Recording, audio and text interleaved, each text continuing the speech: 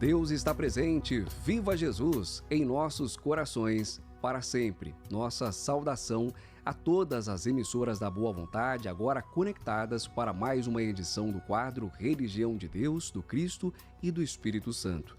Hoje sobre a prevenção ao suicídio infantil e o amparo da espiritualidade. Aqui nos nossos estúdios, a ministra pregadora da Religião Divina, Irmã Paula Sueri. Irmã Paula, Deus está presente. Viva Jesus em nossos corações para sempre. Esse é um tema imprescindível. O suicídio é ainda um tabu na nossa sociedade, mas na religião de Deus, do Cristo e do Espírito Santo nunca foi, porque nós entendemos a importância de tratar desse tema com a devida seriedade, os terríveis impactos espirituais dessa prática e o nosso poder no acolhimento das pessoas que estejam nessa condição de extremo sofrimento para prevenir essa tragédia em suas vidas. De acordo com informações da Fundação Oswaldo Cruz, a Fiocruz, os transtornos mentais, a desesperança, a impulsividade, violências como o preconceito, o abuso sexual, a violência física e a violência psicológica podem ser consideradas causas que levam ao suicídio na infância. Pais, familiares, cuidadores, educadores devem ficar atentos, principalmente às manifestações de impulsividade. Então, Paula, nós começamos com uma pergunta de uma pessoa que pede para não ser identificada e aqui nós respeitamos esse direito. Sou professora e já vi muitos alunos com marcas de autoagressão. Cheguei a falar muitas vezes com a coordenação e a diretoria, mas eles relatam, e eu também já percebi que muitos pais ou responsáveis têm dificuldade de encarar o problema pelo qual a criança está passando.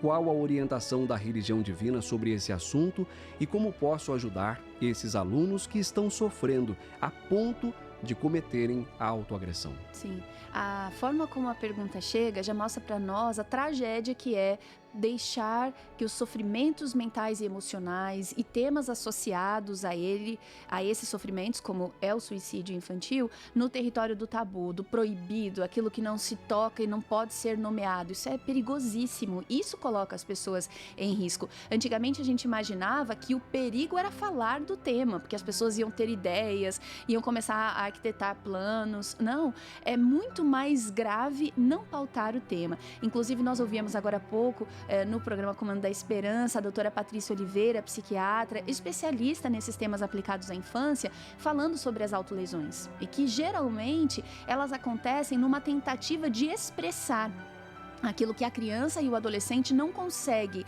reconhecer ou comunicar de uma outra forma. Às vezes a gente tem uma percepção equivocada, até tentando se proteger, né, imaginando que essas reações sejam ligadas a possíveis fracassos de nossa parte enquanto educadores, e aí a gente atribui assim, não, tá querendo chamar atenção, tá querendo isso ou aquilo. Bom, se é o fato, se a criança ou o adolescente está querendo chamar a nossa atenção e está usando para isso uma estratégia tão drástica, então é tempo de dar atenção, realmente, muita atenção a essa pessoa, todo o cuidado que ela merece. E a pergunta vem na direção de o que a religião divina nos recomenda, né? Então eu vou ao artigo Depressão Infantil, que está no blog paivaneto.com, em que o irmão Paiva mais uma vez trata com muita coragem desses temas, e ele faz referência a uma entrevista concedida à Boa Vontade TV por um psiquiatra especialista nos temas da infância e da adolescente também, o Dr. Gustavo Lima. Em certo ponto, o irmão Paiva destaca o seguinte: o que dificulta, de certa maneira, pais e educadores perceberem que o filho ou educando está deprimido é o comportamento dessa patologia entre as faixas etárias. E agora a palavra do Dr. Gustavo. Diferentemente dos adultos, as crianças não ficam deprimidas o tempo inteiro. Às vezes, os pais deixam de levar o filho para uma avaliação porque em algum momento do dia ele se divertiu. E isso não significa que não esteja deprimido, esclareceu o especialista. E alertou ainda: é preciso também muito cuidado com os sintomas de ideação de morte, quando vêm à mente ideias suicidas. Quando você está diante de uma criança deprimida com esses sintomas, é muito importante uma avaliação médica e um tratamento com psicólogo. Em alguns casos, dependendo da gravidade, recorrer a tratamento farmacológico. Então, retoma o irmão Paiva. Atentemos, pois, às elucidativas recomendações do Dr. Gustavo Lima e não descuidemos de proporcionar aos pequenos e aos jovens um espaço sadio, enriquecido por uma espiritualidade ecumênica orientada pelos melhores princípios éticos. Desde cedo devemos ter consciência de que a prece, a meditação, a confiança em Deus ou nas forças da natureza são eficientes recursos ao equilíbrio biopsicoespiritual. Então, o irmão Paiva está nos orientando com muita clareza. Estabelecer condições sólidas de preservação espiritual. Ensinar às crianças, aos adolescentes, que eles têm direito ao silêncio e à paz. E que essa aquisição está ao alcance deles, pela prece, pela meditação, pelo contato com a natureza, que eles têm direito a esse abraço espiritual e que terão em nós o apoio para encontrar esse abraço mesmo nos momentos mais difíceis, porque as crianças não estão sempre literalmente ao nosso lado, muitas vezes estarão na escola, em compromissos culturais, esportivos, em atividades, né, que não estão assim ao nosso alcance imediato, e nessas horas, quando estiverem diante de sofrimentos mentais, emocionais ou de outra natureza, o repertório de espiritualidade ecumênica vai ajudá-las a reencontrar o equilíbrio, a serenidade e a buscar ajuda, se for o caso, né? Agora, todo esse amparo espiritual não significa abrir mão dos cuidados materiais. Por isso que é tão importante o que o presidente pregador da religião divina faz nesse artigo. Posiciona os cuidados que a ciência já nos proporciona. Então, é preciso buscar o amparo de um psiquiatra, de um psicólogo, porque se a criança está com sofrimento mental ou emocional dessa envergadura, a gente precisa dos recursos médicos necessários para esse enfrentamento. Se o filho, o neto, o afilhado, o enteado quebra o braço, a gente não questiona, será que a gente vai levar para o hospital? Não sei. Vamos fazer uma prece por aqui mesmo? Não, a gente faz a prece a caminho do pronto-socorro. A gente busca o apoio dos anjos da guarda, sim. Pede aos amigos do mundo espiritual que aproximem o melhor profissional da saúde para cuidar dessa criança que nós amamos muito, nessa parceria consciente com o mundo espiritual superior, mas a gente não abre mão do cuidado médico material. Agora, muitos preconceitos rondam a saúde mental, então muitas vezes a gente não usa esse recurso e, infelizmente, isso pode significar morte prematura, morte evitável. Então vamos fazer a nossa parte. Graças a Deus, nem toda autolesão significa ideação suicida, mas muitas vezes é um cenário complexo a esse ponto.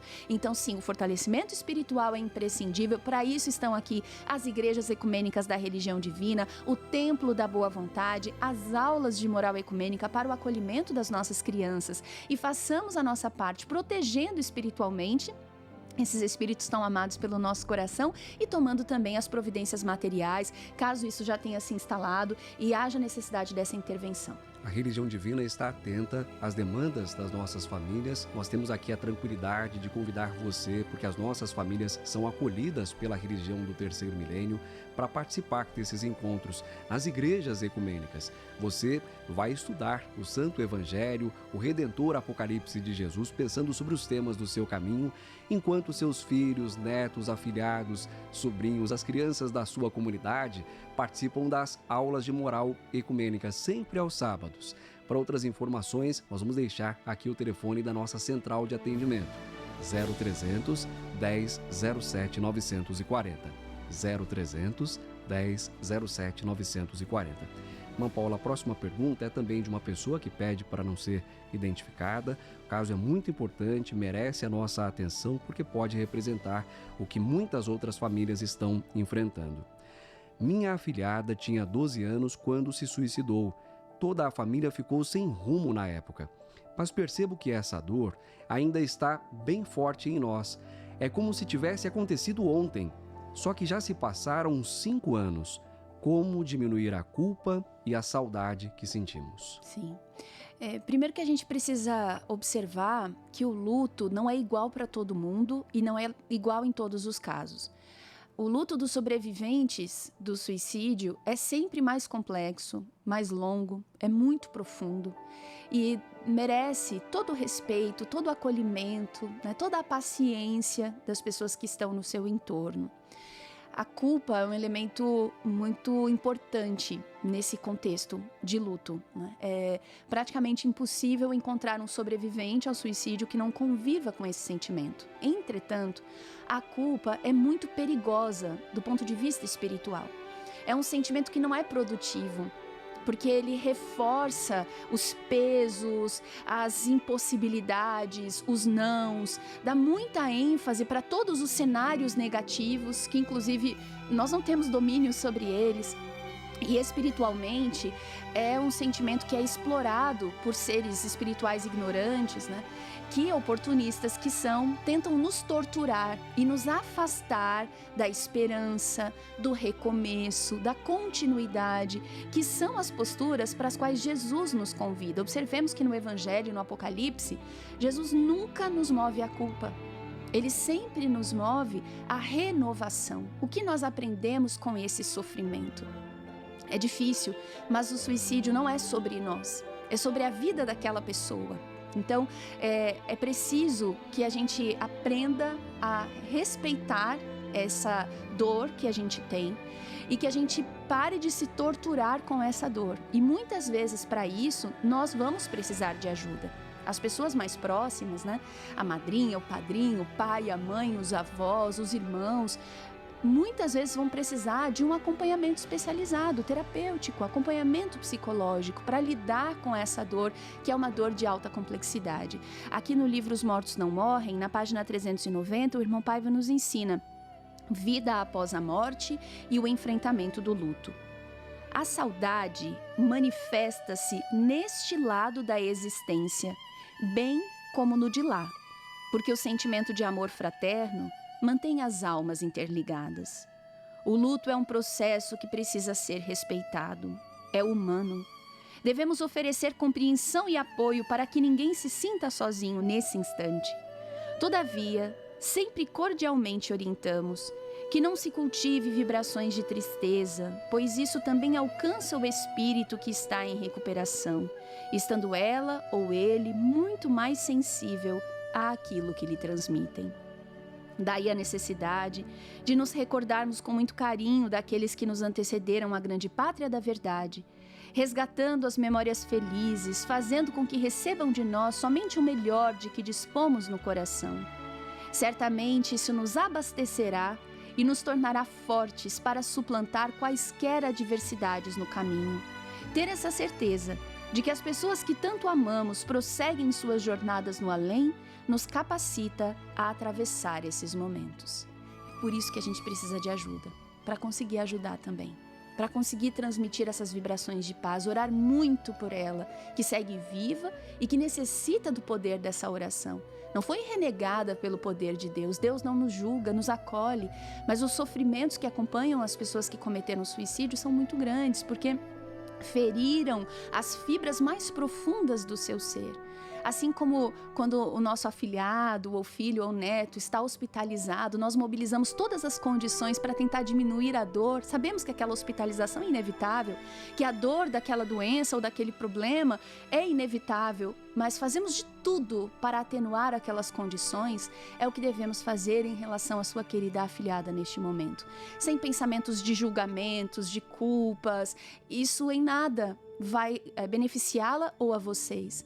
Mas contem conosco da religião de Deus, do Cristo e do Espírito Santo para esse enfrentamento. Porque o conhecimento espiritual é libertador e nos dá suporte para enfrentarmos essas condições e vencermos e ajudarmos aqueles que amamos a vencerem também. O amparo de Deus, a misericórdia do Cristo, isso é infinito e nós podemos ser seus instrumentos por intermédio da oração.